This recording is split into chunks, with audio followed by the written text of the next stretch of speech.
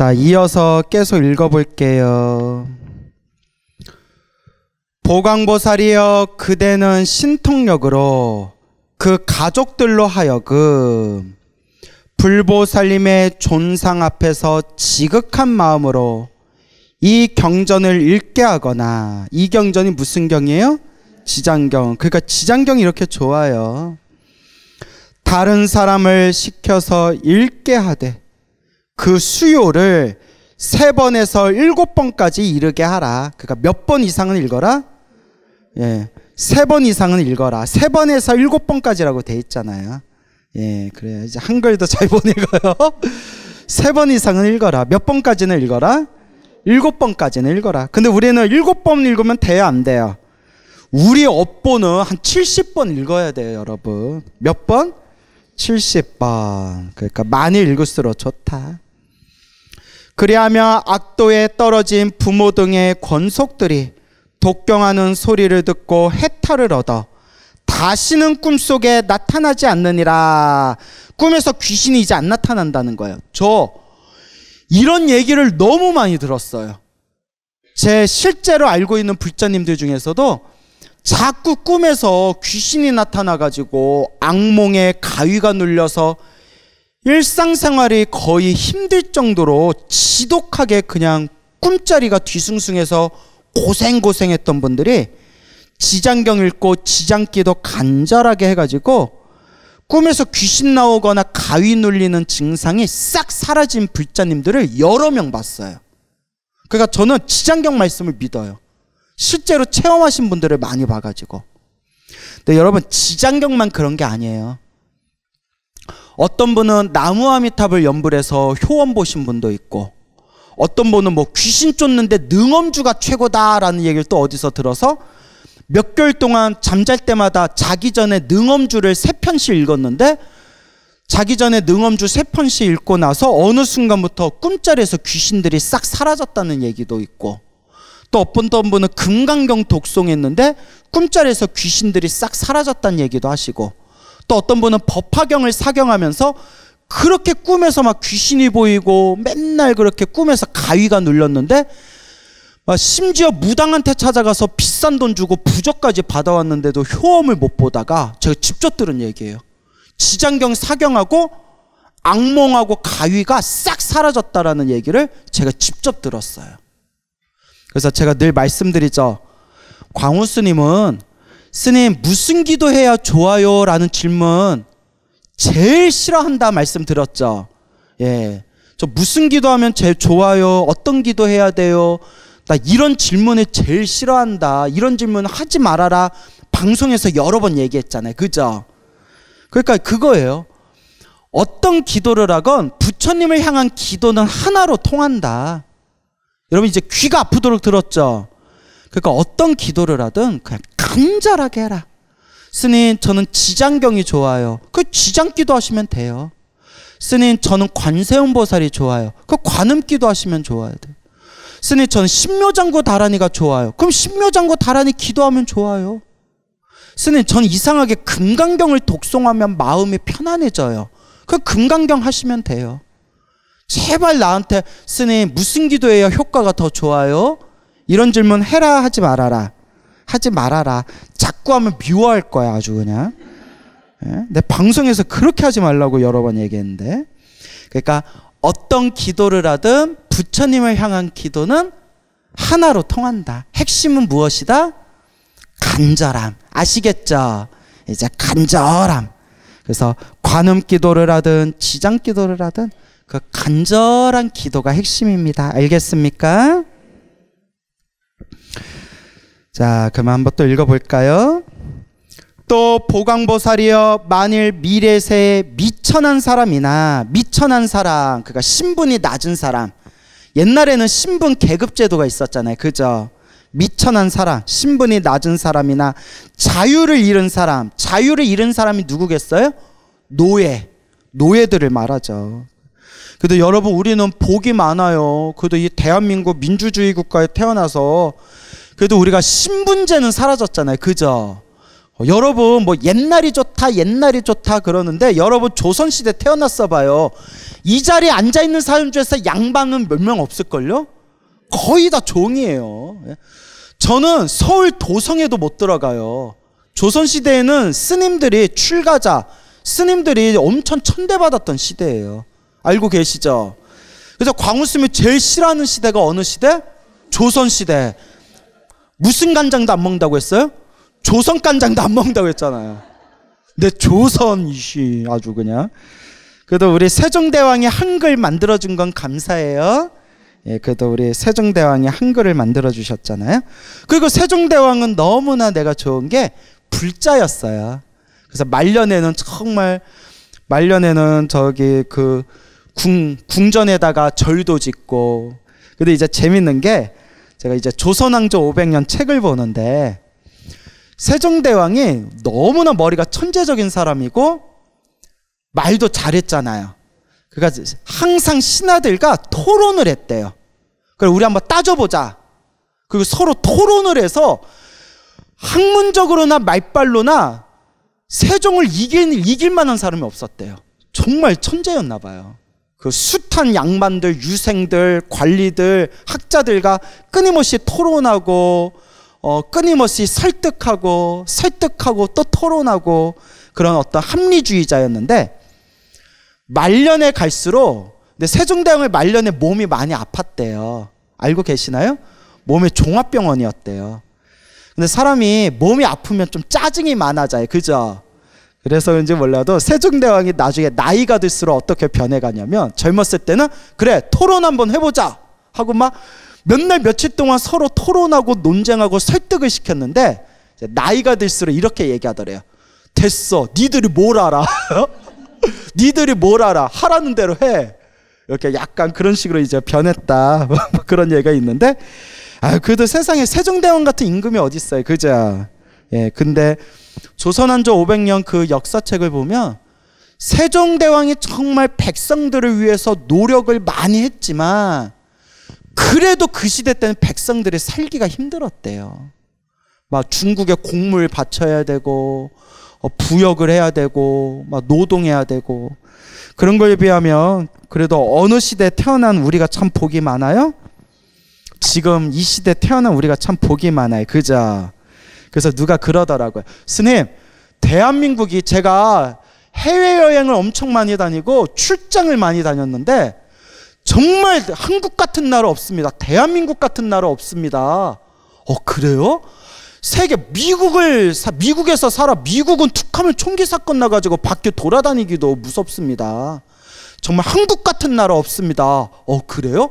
한국은 돈만 있으면 살 수 있는 최고의 나라입니다. 순간 제가 아유 근데 돈이 없네. 그죠 여러분? 돈만 있으면 가장 살기 좋은 나라가 한국이래요. 동감하시나요? 근데 결정적으로 뭐가 없어요? 돈이 없어요. 예. 돈 없는 것도 누구 업이에요? 예, 여러분 업보예요. 전생에 복 좀 많이 짓지. 응? 그래도 저는 행복해요. 밥 3끼는 먹잖아요. 밥 3끼 편안히 먹는 게 얼마나 복이에요. 그리고 이제 막 유튜브에 건강 막 이런 상식 막 그런 유튜브 뭐 생로병사의 비밀이니 막 이런 거 보면 여러분 물론 돈이 있어야 되지만 여러분들 먹고 살려면 돈이 있어야 되지만 다 공감하실 거예요. 제가 지금 하는 말 건강이 최고예요. 건강이 최고예요. 야, 그 막 몸 아파가지고 큰 병에 걸려서 막 병원 다니면서 고생하시는 분들 보니까 제 삶이 나태해질 때마다 그런 걸 보면 지금 이 순간만도 고맙다. 내 인생에 대해서 투정 부리지 말자. 이 정도만 살아도 너무 고맙다. 이런 생각이 들어요. 그죠? 그런데 오늘 뉴스에 뭐가 나오냐면 인터넷 뉴스에 딱 그게 떴는데 오랫동안 우리 사람의 현대인의 수명에 대해서 연구를 했는데 이런 연구 발표가 나왔대요. 평균 수명이라고 있죠. 이렇게 평균 수명을 조사해 보니까 확실히 돈 있는 사람들이 8년을 더 산다. 몇 년 더 산다? 8년. 돈 있는 사람들이. 그러니까 항상 비싼 건강검진 받고 병이 걸렸어도 좋은 병원에서 좋은 케어를 받고 하니까 그래도 돈 있는 사람들이 평균 수명 몇 년을 더 산다? 전체적으로 봤을 때 8년을 더 산다. 하지만 이 말도 또 100% 믿으면 안 되는 게 세계에서 가장 돈 많았던 사람 중에 한 명이 누구였죠? 스티븐 잡스. 잡스도 단명했잖아요. 췌장암으로. 그렇게 돈이 많아도. 잡스라. 자, 어쨌거나. 그래서 인명은 제천인 것 같아요. 그죠? 네, 그래서 이제 우리가 건강관리 잘하고 자꾸 기도하고 염불하면서 이번 생 복을 많이 지어야죠. 그렇죠, 여러분? 만일 미래세에 미천한 사람이나 자유를 잃은 사람이 숙세의 업보를 깨닫고, 이게 중요해. 무엇의 업보를 깨닫고? 숙세의 업보를 깨닫고, 아, 내가 과거 전생에 내가 나쁜 짓을 많이 지었구나.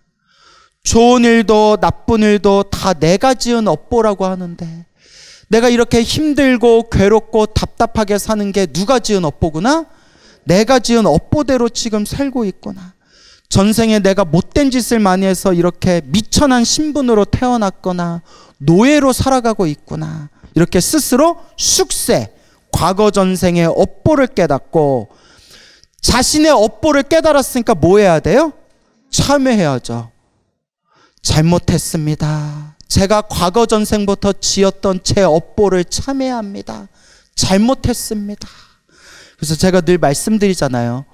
불교 공부를 제대로 하면 남을 원망하는 마음이 어떻게 된다? 점점 사라져요. 불교를 모르고 인연법을 모르고 인과법을 몰랐을 때 내 팔자가 왜 이러나, 내가 왜 저런 사람을 만났나, 내가 왜 저런 인간을 만났나 했는데 불교 공부를 하면 할수록 누가 지은 업대로 살아가는구나, 내가 지은 업대로 살아가는구나. 그거 누가 닦아야 되는구나, 내가 닦아야 되는구나. 숙세의 업보를 깨닫고 무엇을 하고자 하거든? 참회를 하고자 하거든. 지극한 마음으로 지장보살의 존상 앞에 우러러 예배하고 7일 동안 보살을 생각하면서 명호를 불러 몇 번씩 채울지니라? 10,000번씩 채울지니라. 며칠 동안? 근데 우리는 아니에요. 우리는 한 700일 해야 돼.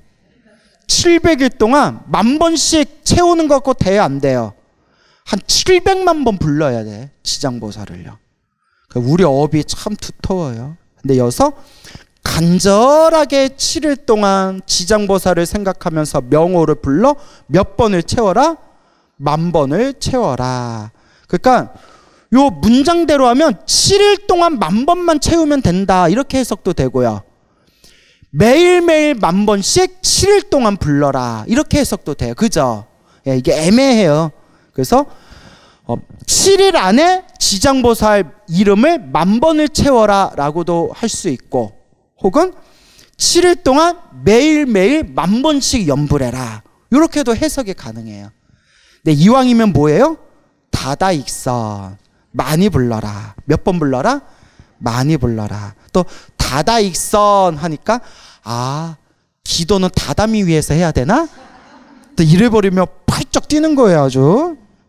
자, 많이 할수록 좋다는 뜻이죠?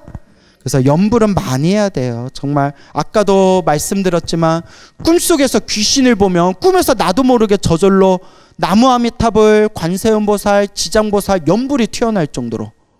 어떤 분은 교통사고, 가벼운 교통사고가 났는데 그 가벼운 교통사고에도 교통사고 나는 그 순간에 염불이 저절로 튀어나오더래요. 그러다가 예전에 들었던 얘기인데 교회를 열심히 다녔대요. 교회를 열심히 다니다가 유튜브에서 제 법문을 듣고 불자가 됐대요.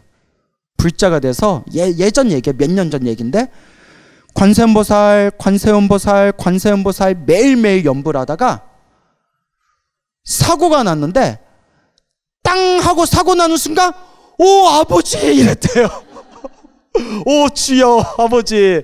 그 아직 그게 습관이 된 거예요. 어렸을 때부터 교회 다녀서 그 순간 아이고 부처님 참회합니다. 제가 아직도 염불 습관이 모자릅니다 했다는 그런 이야기를 들은 적이 있어요. 그러니까 여러분들도 남 같지 않죠. 예. 우리 한국인들은 우리 한국인들은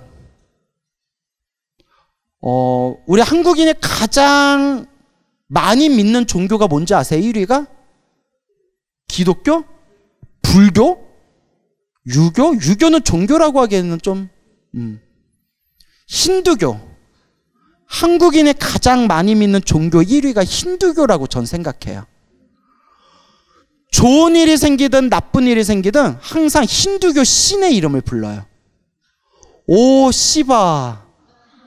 시바 신이라고 아세요? 네, 힌두교 신 중에 최고의 신이 시바 신이거든요. 사고가 나도 시바. 좋은 일이 생겨도 오 시바 이러잖아요. 그래서 제가 한국인이 제일 좋아하는 신이 무슨 신이구나? 시바 신이구나. 제가 뭐 잘못 말했나요? 자, 그냥 웃자고 한 얘기예요. 예, 그래서 자꾸 입에 습관이 돼야 되는 거예요. 그러니까 나쁜 일이 생겼을 때에도 시바 하지 말고 나무 아미타불, 아이고 관세음보살, 아유 지정보살, 이렇게 염불하는 습관을 들이라는 거예요. 알겠죠? 예, 염불하는 습관을 들여라. 이렇게 하면 지금의 과보가 다한 후에, 왜냐하면 내가 지은 업보기 때문에 갚기는 갚아야 돼. 뭔 얘기인지 알죠? 그러니까 지금 내가 받고 있는 업보가 다한 후에, 크게 받을 걸 어떻게 받아요? 작게 받죠. 크게 받을 걸 작게 받죠. 이렇게 7일 동안 지장경을 읽고 지장보살을 생각하고 명호를 불러 10,000번씩 채운다면, 더 나아가 꾸준히 매일매일 기도하고 염불하고 복을 짓는다면, 지금의 과보가 다한 후에 10,000,000생 동안, 그러니까 태어날 때 동안 항상 어떤 몸으로 태어나며? 존귀한 몸으로 태어나며 다시는 사막도의 고통을 겪지 않게 되느니라. 사막도, 지옥, 악귀, 축생, 사막도의 고통을 겪지 않게 되느니라.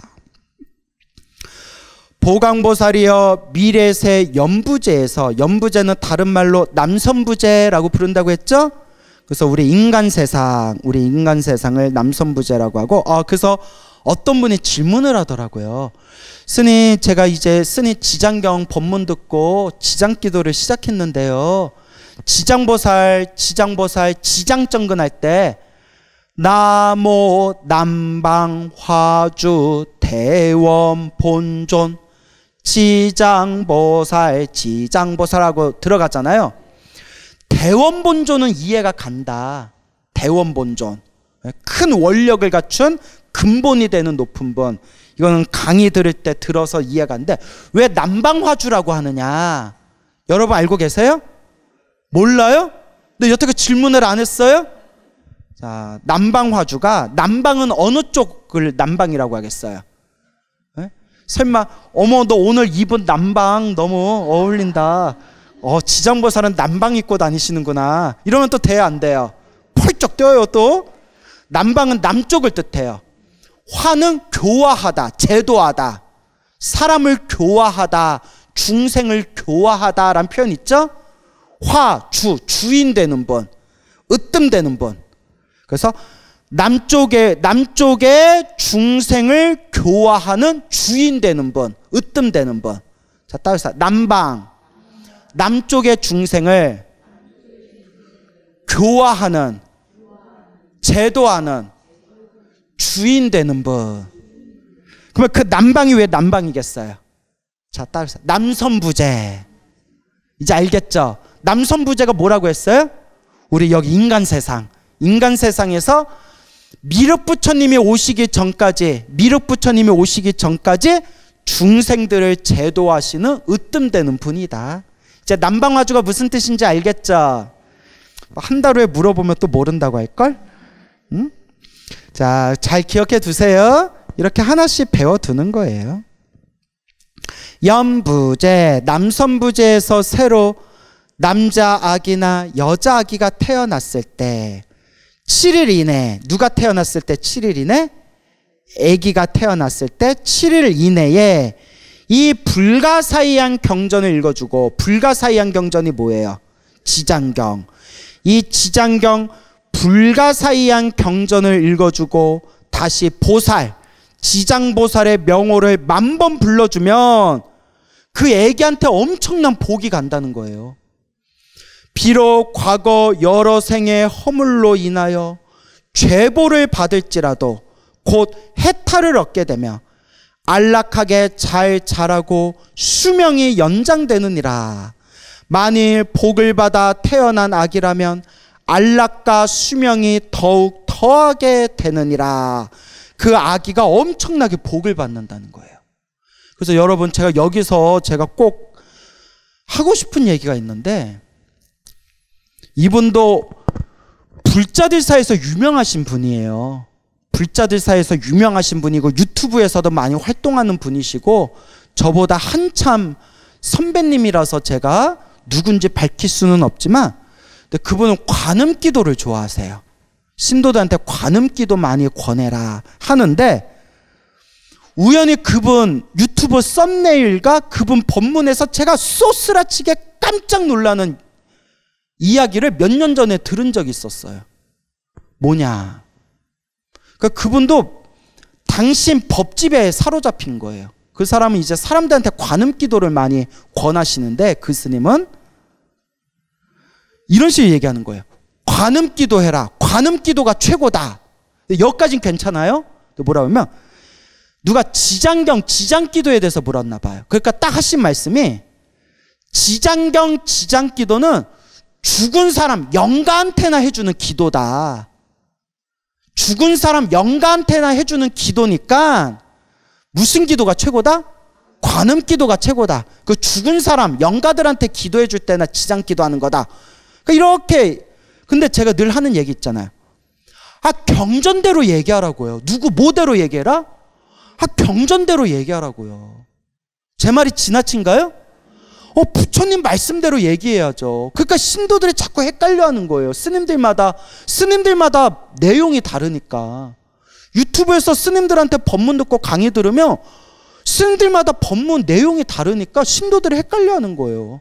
그렇다고 여기서 그러면 내 법문만 들어라 이러면 또 안 되죠. 이건 아집이죠. 다만 제가 꼭 얘기하고 싶은 거는 부처님 말씀대로 얘기하라고. 지장경은 죽은 사람한테만 기도해 주는 거다라는 내용이 어디에 나와요? 나와요, 안 나와요? 이거 분명히 나오잖아요. 새로 태어난 남자아기나 여자아기를 위하여 이 지장경을 읽어주고 지장보살 연부를 해주면 새로 태어난 아기가 엄청난 복을 받게 될 것이다. 살아있는 사람을 위해서 기도해줘도 복을 받는다고 딱 나오잖아요. 어디 지장경은 죽은 사람한테만 기도해 주는 거니까 그런 거는 신경 쓰지 말아라. 이런 내용이 지장경에 어디에 나오냐고요. 그러니까 제가 너무 속상한 거예요. 가뜩이나 신도들이 불교가 어렵다고 하는데, 스님들 법문 들으면 불교가 헷갈린다고 하는데 그냥 경전에 나온 대로만 가르쳐주면 되잖아요. 그런데 그분도 유명하신 분이거든요.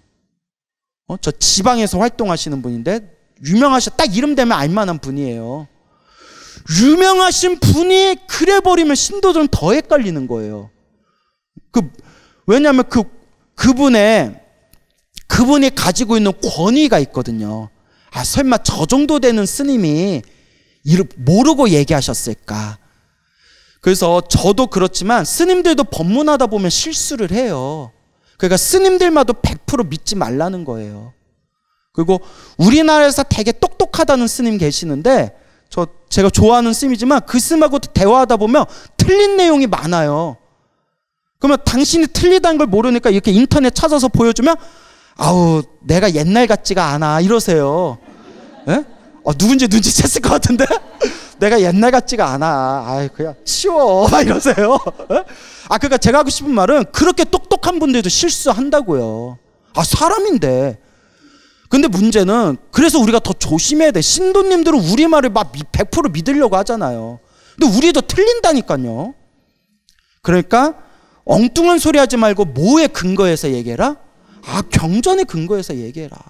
그러니까 지방에 계시는 선배 스님께서도 그분은 막 관음기도가 최고다. 관세음보살. 그분은 그분도 기도를 많이 하신 분이에요. 기도를 많이 하신 분이고 좋은 얘기도 많이 해주셔요. 그리고 그분 이야기를 들어보니까 젊었을 때 관세음보살 기도해서 가피도 크게 받으셨고, 그래서 당신이 관세음보살님을, 사람들에게 많이 관세음보살님을 찬탄하는 것은 이해가 가지만 없는 얘기는 해서는 안 되죠.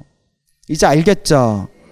그러니까 우리 신도님들도 자꾸 잘못된 정보를 듣고 불교를 설명할 때 왜곡되게 설명하는 불자님들이 많아요. 그래서 제가 절에 다니는 신도님들한테, 젊은 신도님들한테 우스갯소리로 얘기하지만 진심으로 얘기하는 게, 진담으로 얘기하는 게, 절에 다닐 때 제일 조심해야 되는 게, 절에 오래 다니신 노보살들 얘기 듣지 말아라. 네. 절에 오래 다니신 노보살님들 얘기를 듣지 마. 왜냐하면 노보살님들 중에서 경전에 정확하게 근거를 대고 얘기한 게 아니라 어디 절에 다니다가 얼렁뚱땅 들은 얘기를 진짜처럼 얘기하는 분들이 많아요. 그런 적 있죠? 그래서 그냥 경전의 말씀대로 닦아요. 알겠죠? 제가 막 속상해하는 그런 느낌이 들어요? 알긴 뭘 알아. 나도 내 마음을 모르는데. 그러니까 이제 경전의 말씀대로 그렇게 닦읍시다. 알겠죠? 그 지장보살 지장경은 죽은 사람한테만 기도하는 거다 아니다. 아니다. 살아있는 사람, 심지어 태어난 지 얼마 안 되는 아기들을 위해서 기도해줘도 큰 복을 받는다 대놓고 나오잖아요. 그러니까 관음기도는 관음기도대로 좋고 지장기도는 지장기도대로 좋은 거예요. 부처님을 향한 기도는 다 좋은 거예요. 알겠죠? 자, 아는 스님이 있는데 저도 천지파련 신주경 알죠? 천지파련 신주경이 위경이에요. 그 위경도 학자에 조선시대에 만들어진 위경일 거다라고 봐요. 그러니까 한국에서 만들어진 위경. 그래서 제가 저희 이제 스님들도 이제 천지파련 신주경은 위경이다. 그리고 기도를 많이 하신 스님이 있는데 그 기도를 많이 하신 스님도 젊었을 적에 천지파련 신주경을 외우면 큰 가피를 얻는다고 해서 자기가 천지파련 신주경을 엄청 열심히 외웠대요. 근데 정말 그 에너지가 있대요. 자기는 느꼈대요. 그 힘과 에너지가 있대요. 그리고 저 주변에 특히 옛날 노스님들 중에 지금도 천지파련 신주경 외우라고 신도들한테 권유하는 노스님들이 있어요. 왜냐? 본인들이 엄청난 가피를 체험했거든요. 자기가 체험했으니까. 제가 얘기하잖아요. 신묘장구다란이로 효과 본 분들은 사람들한테 뭐 하라고 시킨다? 신묘장구다란. 금강경으로 효과 보신 분은 금강경 하라 가르치고, 지장경으로 효과 보신 분은 지장경으로 하라고 그러고. 저는 이것저것 효과를 많이 봐가지고 사람들한테 가르칠 때도 저도 헷갈려요. 뭘 시켜야 되지? 그래서 제가 얻은 결론이 하나라도 그냥 하고 싶은 걸 열심히 해라. 그래서 그 스님하고 대화를 나누다가 스님이 봐도 천지파련 신주경은 후대에 만들어진 위경이 맞죠. 위경이 거짓경전. 후대에 만들어진 위경이 맞죠. 내가 봐도 위경이야. 그 내용을 봐도 무슨 천지파련 신주경은 부뚜막에서 이경을 외우면 막 이런 거 나오는데 부처님이 부뚜막에서 이경을 외우면 좀 격 떨어지잖아요. 부처님이 그런 말씀 하셨겠어요? 그리고 결정타가 인도 불교에 없는 중국 문화 특유의 음양 오행 사상이 나와요. 음양 오행 사상은 이거는 그냥 설명할 것조차 없는, 그냥 이거는 중국이나 한국에서 만들어진 게 100% 확실해요. 그렇죠? 인도에는 음양 오행 사상이 없어요. 근데 천지파량 자체가 음양 오행 사상이에요. 팔량. 그런데 내가 질문했죠. 근데 스님, 천지파량 신주경이 후대에 만들어진 위경인데 주변에 보면, 특히 옛날 노스님들 보면 천지파량 신주경으로 효과 보신 분이 엄청 많다. 이걸 어떻게 해석하냐 하니까 그분 말씀이, 광우스님, 내가 젊었을 때 천지파량 신주경 기도를 내가 되게 열심히 했다. 열심히 했는데 나는 천지파량 신주경이 후대에 만들어진 가짜 경전이란 걸 알지만 정말 무시할 수 없는 게 천지파령 신주경에는 정말 묘한 에너지가 있다. 정말 어떤 힘, 에너지가 있다. 그러면 후대에 만들어진 건데 후대에 만들어진 그 경전에 어떻게 그런 힘이 있는 것 같냐. 그분이 이렇게 얘기하는 거예요. 자기가 기도하면서 느낀 게 특히 그분은 약간 신장 기운이 예민해. 무슨 기운? 요거 얘기하면 또 썰이 길어진데 어디 도량에 가면 그 도량을 옹호하는 신장들이 있잖아요. 그 우리가 신중기도 하잖아요. 어느 절에서 기도를 하고 어느 절에서 잠을 자면 꿈에서 그 절 신장을 꿈에서 많이 꾼대요. 그래서 뭐 어디 절에서 잤을 때는 신장이 어떤 모습이고 어느 절에서 자면 신장이 또 어떤 모습이고 그런 얘기를 하는데 또 이런 얘기하면 야 무슨 무당 신하라 까먹는 소리 하고 있냐 뭐 이런 얘기. 하여튼 그 스님이 기도를 많이 한 스님이거든요. 그러면서 천지파령 신주경을 기도하면서 자기가 느낀 게 천지파령 신주경은 신장들이 좋아하는 기도 같대요. 신장들 그 에너지가 그러니까 관세음보살 보면 관세음보살의 에너지가 있고 지장보살 하면 지장보살의 에너지가 있듯이 천지파령 신주경은 천지파령경은 좀 신장들이 좋아하는 기운 같다고. 그래서 제가 뭐라고 했냐면 그러면 스님 이게 후대에 만들어진 가짜 경전인데 위경 가짜 경전인데 왜 어떻게 신장들이 이 경을 좋아할까요? 했더니 이제 그분 추측이 여기까지는 자기 추측인데 후대에 신통력이 있는 스님이 만든 경 같다고. 그러니까 뭐 그냥 그분 견해예요. 뭐냐면 그냥 자기가 생각한 거 얘기할 수 있잖아요. 그 후대에 먼 후대에 수행을 많이 하고 신통력이 있는 스님이 중생들을 위해서 기도빨 빨리 받으라고 만든 경이 천지파령 신주경인 것 같다. 그런 얘기를 하더라고요. 근데 나름대로 일리가 있죠. 근데 이젠 그건 그분 견해고, 그렇지만 저는 신도님들한테 천지파령 신주경 같은 경이 에너지가 있다 하더라도 이왕 제대로 기도하는 불자라면 무슨 기도를 해라? 자, 따라해보세요. 불보살 기도. 무슨 말인지 알죠? 이왕이면 부처님 이름을 부르거나 보살님의 이름을 부르거나. 아니 좋은 기도 얼마나 많아요. 뭐 금강경 기도, 법화경 기도, 지장경 기도 얼마나 많아요. 그래서 이왕이면 무슨 기도를 하셔라? 불보살 기도를 하셔라 말씀드리는 거예요. 알겠죠? 자 그런 부분이 있습니다. 보광보살이여, 미래세 중생들은 매달 1일, 8일, 14일, 15일, 18일, 23일, 24일, 28일, 29일, 30일, 10제일에 10가지 내 몸과 마음을 다스리는 날 10제일에 모든 죄의 가볍고 무거움이 결정되느니라. 왜냐하면 이거에 사천왕경이라는 경에 보면, 거기서 보면 이런 제일날에, 특별한 날에 사천왕들이 이렇게 이제 중생들 살고 있는 모습을 보면서 이 제일날에 중생들이 어떻게 살아가나라는 걸 명부에다 기록을 한대요. 뭐 진짠지 모르겠어요. 진짠지 모르겠고 그런 내용이 나와요. 사천왕경 같은 경. 그 사천왕경도 후대에 만들어진 경이다라는 썰이 있어. 근데 이런 거 따지면 한도 끝도 없잖아요. 다만 팔만대장경에 제일날, 이런 제일날에 중생들이 살고 있는 모습을 사천왕들이, 하늘의 신들이 이렇게 하늘의 신통력, 천안통으로 싹 한번 훑어본 뒤에 아이고 광우 이번 오늘은 사고 치고 있구나. 아이고 중이 돼가지고 젖다구로 살고 있구나. 아이고 광우가 오늘은 오늘은 연불 좀 열심히 했구나. 그래 이렇게 살아야지. 이렇게 명부를 기록한다는 거예요. 무슨 날에? 제일날에. 그래서 모든 죄의 가볍고 무거움이 이 날에 결정되느니라. 요런 뜻이 알겠죠? 진짠지는 모르겠어요.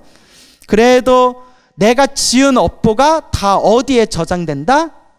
따라해. 업식. 예, 그래서 저 유식에서는 아뢰야식이라고도 불러요. 선업과 악업의 모든 정보가 다 저장되는 저장 창고를 아뢰야식. 그게 우리 마음 창고에 있대요. 그게 다 저장된다는 거예요. 몇월 며칠 몇 시에 연부를 몇 번 했는지 다 저장되고, 몇월 며칠 몇 시에 광훈스님 사탕 하나 가져가세요 했는데 슬쩍 2개 가져가고, 이런 게 다 저장돼 있다는 거예요. 무섭죠? 예, 그러니까 내가 지은 업보대로 받는다는 거예요. 그러니까 나쁜 업을 더 많이 지어야겠어요? 좋은 업을 더 많이 지어야겠어요? 좋은 업. 그리고 좋은 업을 많이 지어서 나쁜 업보를 다 소멸해야 되는 거예요. 여러분, 마음 창고에 좋은 업이 더 많이 쌓인 것 같아요? 나쁜 업이 더 많이 쌓인 것 같아요? 좋은 업? 자기 입으로? 뻔뻔해. 나쁜 업? 예? 자, 그래서 이렇게 부처님 경전, 부처님 가르침 공부하러 오는 것 자체도 복 짓는 거래요. 근데 귀로만 들으면 된다, 안 된다? 안 된다. 그러니까 여기 앉아 계신 우리 불자님들도 전생에 지어놓은 복이 있어서 이번 생 사람으로 태어나서 부처님 법을 만난 거예요. 아시겠죠? 그러니까 이번 생 우리 다 함께, 저를 포함해서 우리 다 함께 이번 생 잘 닦아야 합니다. 어떻게 닦아야 된다? 잘 닦아야 한다 라는 걸 명심하시기 바랍니다. 아시겠죠? 예, 오늘 여기서 마치겠습니다.